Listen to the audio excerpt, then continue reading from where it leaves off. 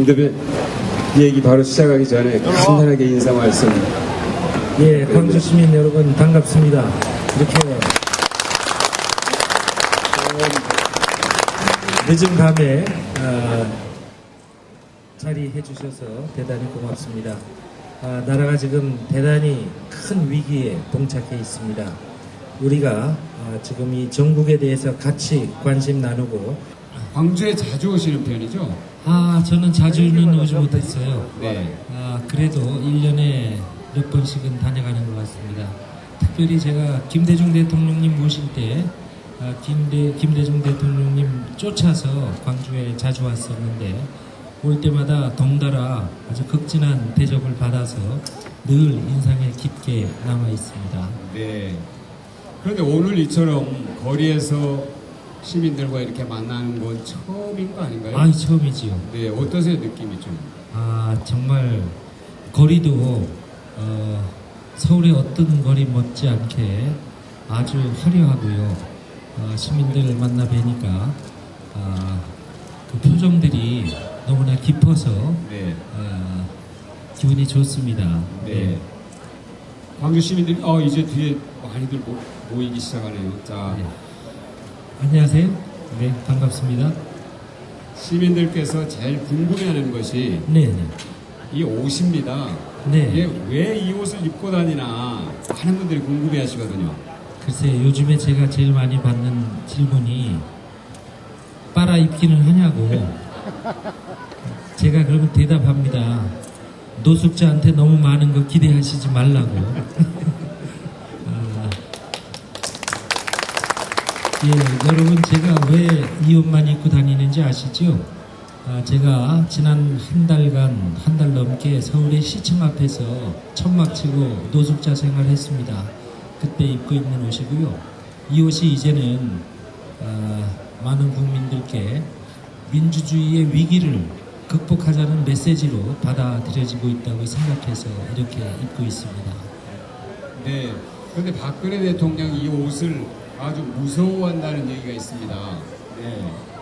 그래요. 박근혜 대통령이 이제 저하고 회담하자 이렇게 제안하면서 제가 대통령 만날 때도 이 옷 입고 올까봐 좀 겁났던 모양입니다. 그러니까 청와대 사람들이 김한길 대표가 대통령 만날 때 양복에 넥타이를 메고 와야 한다 이렇게 발표를 했거든요. 네. 그 발표를 보고 온 국민이 청와대를 질타했다고 합니다. 네. 제1야당 대표 만나자고 그러면서 뭐 입고 와라 옷까지 참견하냐 이렇게 국민들이 질타하니까 청와대가 하루 만에 사과했다죠. 예. 그때 뭐 수염에 대해서는 혹시 얘기 없었나요? 제가 대통령 만날 때 이제 양복 입고 가니까 오늘은 양복 입고 오셨습니다 이렇게들 얘기해서 청와대 사람들이 청와대에서 양복 입고 오라니까 입고 왔지요. 그런데 수염에 대해서는 아무 지시가 없어서 그냥 이렇게 왔습니다. 그랬더니 다들 웃더군요. 그때 박근혜 대통령하고는 그 전에 인연이 있었다면서요? 박근혜 대통령하고는 인연이 한 20여 년 전에 네. 제가 MBC에서 김한길과 사람들이라는 토크쇼를 진행하고 있었을 때 네. 이제 당시는 박근혜 씨였지요. 오랜 동안 운동하고 있다가 오래간만에 세상에 나오면서 수필집을 하나 냈습니다. 네. 그래서 수필과 박근혜 씨로 제 프로에 출연을 한 적이 있습니다. 그래서 한 1시간 동안 텔레비전에서 여러 가지 얘기 나눴고요. 네. 이제 방송이 끝날 때 제가 마지막 인사말을 했습니다. 박근혜 씨하고 저하고는 동갑인데 우리가 같은 세월을 살았지만 참 다르게 살았습니다. 박근혜 씨가 죽은 어머니 대신해서 청와대에서 안주인 노릇하던 동안에 네. 저는 유신시대 긴급조치로 감옥에 가 있는 아버지를 면회 다니면서 젊은 세월을 까먹은 사람입니다. 그런데 이렇게 다른 우리가 1시간 동안이나 나란히 앉아서 이 얘기 잘 할 수 있었던 것은 좋은 일일 겁니다. 이렇게 마지막 인사를 했습니다. 네. 그랬는데 박근혜 씨와 이제 그 당시에 박근혜 씨 주변에 있던 사람들이 김한길의 마지막 인사말을 방송 내보낼 때 빼달라 이렇게 강력하게 요구했던 기억이 있습니다. 물론 빼지 않았습니다. 아, 그렇군요. 저는 그거 여쭤보려고 했어요. 아, 예. 그런데 이제 다시 이 옷을 누가 골랐는지 좀 궁금해요. 아, 이것은 사실요. 제가 집에서 늘 그냥 입고 있는 평상복인데요. 처음에 천막에서 노숙할 때 그냥 집히는 대로 이 옷 입고 나왔다가 이렇게 돼버리고 말았습니다. 예. 이 그동안 댁을 한 번도 못 들어가신 거 아니에요? 거의 두 달가량? 예, 지금 걱정이 많습니다. 저도 쫓겨나지 않으세요? 걱정이 많습니다. 그래도 우리 집사람이 제 생일날 9월 17일이 제 생일이었는데 잊지 않고 미역국 끓여서 우리 천막을 찾아와서 저를 먹여줬기 때문에 아직도 그렇게 크게 걱정할 일은 없다 이렇게 믿고 있습니다. 그러면 대표님이 장가를 잘 가신 거예요? 아니면 사모님이 시집을 잘 오신 겁니까? 우리가 결혼할 때 많은 사람들이 최명길이가 손해다 이렇게 이야기했다고 하는데요. 그건 잘못된 소문이고요. 사실 우리 친구들은 다 김한길이가 손해다 그랬습니다. 그런데 요즘에 보면 제가 장가를 잘 가긴 잘 간 것 같습니다. 제가 천막에서 노숙하는 동안에도 열심히 드라마 출연해서 잘 벌어오고 있다는. 그 최근에 굉장히 인기가 있는 드라마가 있었어요. 그 제 기억으로는 뭐 금나와라 뚝딱인가 하는 데서 예. 굉장히 그 특성 있는 엄마의 모습이었는데요. 저는 사실 이 텐트에 천막에 텔레비전이 없기 때문에 드라마 보지는 못했는데요. 지난주인가 지지난주에 끝났대요. 그런데 끝나자마자 그 다음 주부터 또 KBS에 다른 드라마 들어갔다 그래요. 신랑도 집에 없는데 놀면 뭐하냐고 열심히 번다 그럽니다. 늘 감사히 생각하고 있습니다. 고맙습니다. 최명길. 근데 그 여사님이 이번 드라마 제가 보기에 그렇게 악역은 아니었는데 처음 해보는 악역이라고 그러셨다면서요? 예, 그렇답니다. 네. 그전엔 정말 선녀 같은 역할만 하셨나 봐요. 그렇게 악역은 많이 안 했던 모양이에요. 네. 근데 지난번 드라마에서는 조금 모진 엄마 역할을 해서 욕도 많이 먹었다고 그러던데요. 네. 하나 더 궁금합니다. 사실 어떻게 만나셨을까 두 분이. 한 분은 방송을 하시고 그 전에 소설을 쓰시고 물론 정치하시기 전에 만난 거 아닌가요? 물론이죠. 근데 민주주의 얘기 해야지. 자꾸 최명길 얘기만 하면 어떡해요?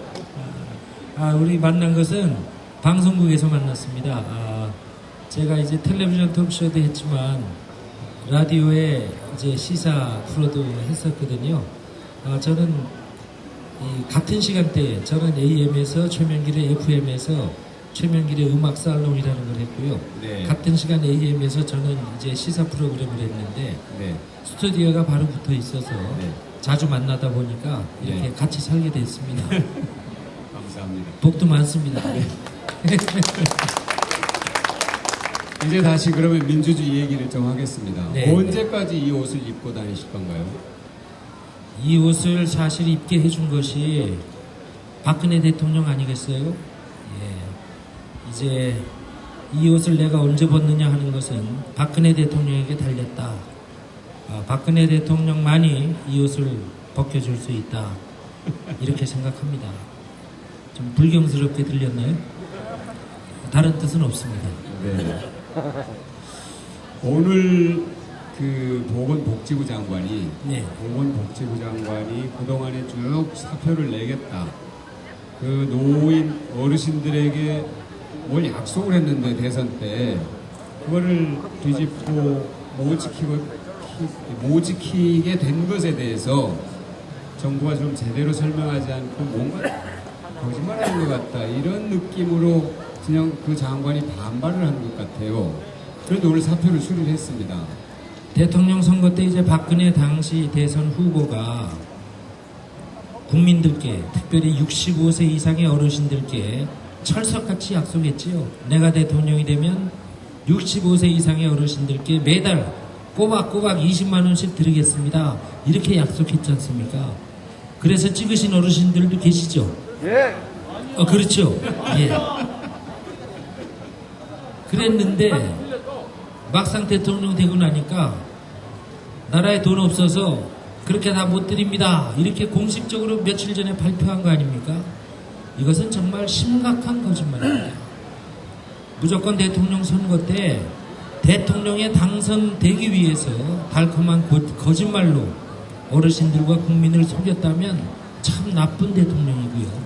만약에 어떻게 해서라도 내가 대통령이 되기만 하면 그때 가서 국민들께 죄송합니다 한마디만 하면 될 거라고 미리부터 생각한 거라면 그건 정말 더 나쁜 대통령이다 그렇게 생각하는데 동의하십니까? 그런데 동의하세요? 예. 박수 쳐주세요. 예. 네. 하나는 네네네. 이제 그렇게 거짓말한 것이 나쁜 것이고요. 국민과 어르신들을 속인 거잖아요. 아이들까지 속였지요. 아이를 낳기만 해라 걱정 말고 나라가 키워주겠다. 그렇게 해놓고 무상보육에 필요한 예산도 돈이 없다고 다 못 주겠다고 하고 있는 겁니다. 그래서 아이부터 어르신까지 국민이 속았습니다라고 우리가 말하고 있는 거죠. 자, 이거 하나 나쁜 거예요. 거짓말로 대선 때, 선거 때 국민을 속였으니까. 두 번째, 그렇게 해놓고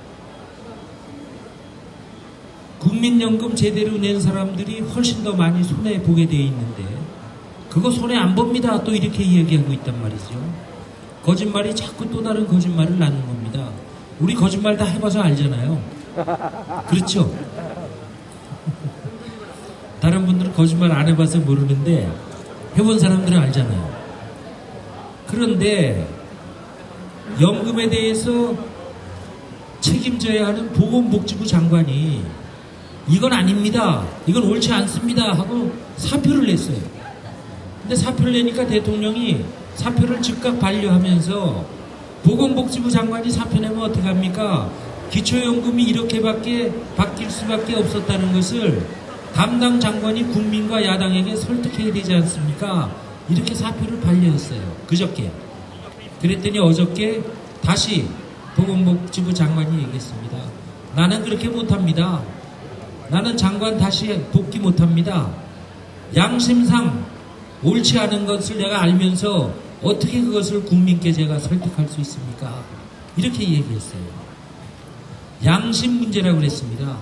대단히 심각한 문제지요. 그러면 진영 장관은 딱 부러지게 말하지는 않았지만 사실은 박근혜 대통령은 도대체 양심도 없습니까? 이렇게 말 없는 말로 항변한 것이다. 저는 그렇게 생각합니다. 여러분은 어떻게 생각하십니까? 그러니까 박근혜 대통령은 생각이 바르고 바른 말을 하고 일을 제대로 하는 사람을 용서하지 못하는 것 같아요. 그런 사람을 쫓아내는 것 같죠. 그래요. 박근혜 대통령은 소신 있는 검찰총장을 몰아냈습니다. 그리고 양심 있는 복지부 장관에게 양심을 팔라고 강요하고 있는 것 같습니다. 양심 있는 대통령을 우리 온 국민이 간절하게 바라고 있다고 생각합니다. 네. 조금 전에 대표님 돈이 없어서 못 주겠다. 그런데 과연 돈이 없나요? 어떻습니까? 돈이 없어서 약속한 거 못 주겠다. 거기에는 두 가지 문제가 있지요. 작년 대통령 선거 때는 그러면 그만한 돈이 있다고 생각한 것일까요? 그때 그걸 알면서도 그렇게 말했다면 나쁜 것이지요. 그 다음에 두 번째, 정말 그렇게 돈이 없나요? 아닙니다. 그 돈 얼마든지 있을 수 있습니다. 원래 우리나라의 대재벌들, 대기업들, 돈 많은 부자들이 내던 세금을 이명박 대통령 때 세금을 깎아줬습니다. 부자들의 세금을 깎아줬어요. 그런데 그 깎아준 세금이 5년 동안 얼마냐? 100조 원이에요. 어마어마한 돈이죠. 그런데 우리는 세금을 더 거두라는 것도 아닙니다. 부자들에게 깎아준 세금을 그냥 원래대로만 받아라. 그러면 1년에 돈이 얼마가 생기냐? 20조에서 30조가 거칩니다. 65세 이상 어르신들께 20만 원씩 다 드리면 얼마가 돈이 필요하냐? 14조 원이 필요합니다. 그러니까 가진 사람들 세금 깎아준 것만 제대로 받아도 충분히 어르신들과 약속했던 걸 지킬 수 있는데 돈이 없다는 이유로 네. 그 약속 안 지키겠습니다 하는 것은 그야말로 어르신들을 우롱하는 것이다. 이것은 절대 우리 민주당은 용납하지 못한다. 이렇게 생각합니다. 65세 이상 어르신들이 650만 명이거든요. 그러니까 거기 20만 원씩을 곱하면은 14조, 13조 원이면 해결이 되는데 재벌들 세금 깎아준 돈이 1년에 20조가 넘는다는 말씀이죠. 네네. 어마어마한 돈이죠. 네네. 그러니까 낮에 네. 말씀 나온 김에 말씀드리면요. 우리나라에는 큰 두 개의 정치 세력이 있습니다. 힘 있는 사람들, 권력 있는 사람들, 재벌들을 위해서 일하는 정당이 있어요. 이름이 뭐죠? 새누리당입니다. 그 다음에 힘없고 빽없고 돈 없는 서민과 중산층을 위해서 정치하는 세력이 있어요. 그 이름이 민주당입니다. 그러니까 새누리당이 정권 잡자마자 제일 먼저 한 일이 뭐예요? 돈 많은 사람들 세금 깎아준 겁니다. 그리고 지금 민주당이 요구하는 것은 증세, 세금을 더 걷어내는 게 아니라 돈 많은 사람들 세금 깎아준 거 도로 원위치 시키자. 부자 감세 철회하라는 겁니다. 주로 대재벌이죠. 재벌 대기업. 주로 대기업이죠. 네. 예. 그런데 제가 얼마 전에 박근혜 대통령하고 3자 회동했지 않습니까? 그때 박근혜 대통령에게 말했습니다. 이명박 대통령이 대기업, 재벌들 세금 깎아준 거 법인세 원래대로 25%로 다시 올려서 받으십시오. 그러면 나라의 재원이 충분히 쌓입니다. 그렇게 얘기했더니 박근혜 대통령 대답이 저는 법인세 다시 25%로 환원할 수 없습니다. 올릴 수 없습니다. 이건 내 정치적인 소신입니다. 그렇게 말씀하셨어요. 네. 그러니까 부자들한테 대기업, 재벌들한테 세금 더 많이 걷는 것은 절대 하지 않겠다. 이것이 박근혜 대통령이 소신인 것으로 우리가 알아야 합니다. 네. 그래서 어르신들 기초연금 20만 원씩 드리기로 한 것도 못 주겠다는 것이고, 그래서 우리 어린아이들, 갓난아이들 보육 문제, 젊은 엄마들 위해서 보육비 대주겠다는 것도 못 주겠다. 이렇게 말하고 있는 겁니다. 대학생들 반값 등록금도 못하겠다. 이 박근혜 대통령은요, 대통령 선거 때 생애 주기별 복지 공약이라고 해서 16개의 복지 공약을 했습니다. 어린아이에서부터 생애 주기별로 쭉 있어요. 애들, 갓난아기들 보육료 대주겠다. 초등학교 애들 무상급식 하겠다. 그렇죠? 고등학생들 무상교육하겠다. 고등학교까지. 대학생들 반값 등록금 해주겠다. 이런 거예요. 맨 끝에 가서는 어르신들 20만 원씩 드리겠다. 65세부터 틀리 보험으로 처리해주겠다. 많잖아요. 그런데 그 복지 민생하고 관련된 16개의 공약을 모두 다 후퇴시키거나 백지화했다. 이거는 어마어마한 국민과의 약속에 대한 배신 행위다. 여러분 그렇게 생각하시죠? 네. 방송 잘 하셨습니다. 예, 방송 잘했습니다. 방송 프로시잖아요, 프로. 그게 아니라 요즘에는 광주에 와서도 자꾸만 안철수 의원과 어떻게 할 거냐 이런 질문을 제일 많이 하세요. 네. 조금 전에 MBC하고도 얘기했는데 안철수 의원 세력과 우리 민주당은 경쟁적 동지관계입니다. 제가 서울에서 천막에서 노숙하고 있을 때 안철수 의원이 저를 격려차 방문했을 때 여러 가지 얘기했습니다. 어쨌든 안철수 의원도 민주주의 회복하기 위해서 국정원을 전면적으로 개혁해야 한다는 데는 생각을 같이 하는 것을 확인했습니다. 그래서 거기에는 힘을 합칠 것입니다. 우리가 안철수 의원 세력과 민주당도 서로가 같은 부분이 뭔가 이것을 우선 확인해 나가는 것이 대단히 중요한 일이다. 네. 그렇게 생각하고요. 지방선거는 아직도 내년 6월이니까 시간이 많이 남아있지 않습니까? 그 전에 국정원 전면적으로 개혁해서 대한민국의 민주주의 바로 세우는 일이 더 시급하다 그렇게 생각한다고 대답했습니다. 네, 아주 잘하셨습니다. 지금 국정원 말씀하셨는데요. 사실 대표님께서 이렇게 이 한벌 옷으로 풍천노숙 하시는 게 작년에 국정원이 대선에 조직적으로 개입한 데서 지금 시작이 된 것 아닙니까? 네. 네네. 그런데 거기 보면은 참으로 입에 담기 어려운 말하면 이 지역의 자존심을 짓밟는 그런 댓글들, 수많은 댓글들 정말로 저도 참기 어려웠습니다. 그런데 그것이 지역을 분열시키고 선거의 민심을 왜곡하고 하는 그런 것이었단 말이죠. 분명하게 국정원은 정말로 개혁을 해야 될 것 같아요. 물론이죠. 네. 국민 세금으로 운영되는 국가정보기관이 대통령 선거에 조직적으로 개입한 일, 이것은 민주주의 국가에서는 도저히 있을 수가 없는 일입니다. 만약에 미국의 CIA가 미국 대통령 선거에 개입했다, 이런 것이 사실로 드러났다면 어떻게 됐겠습니까?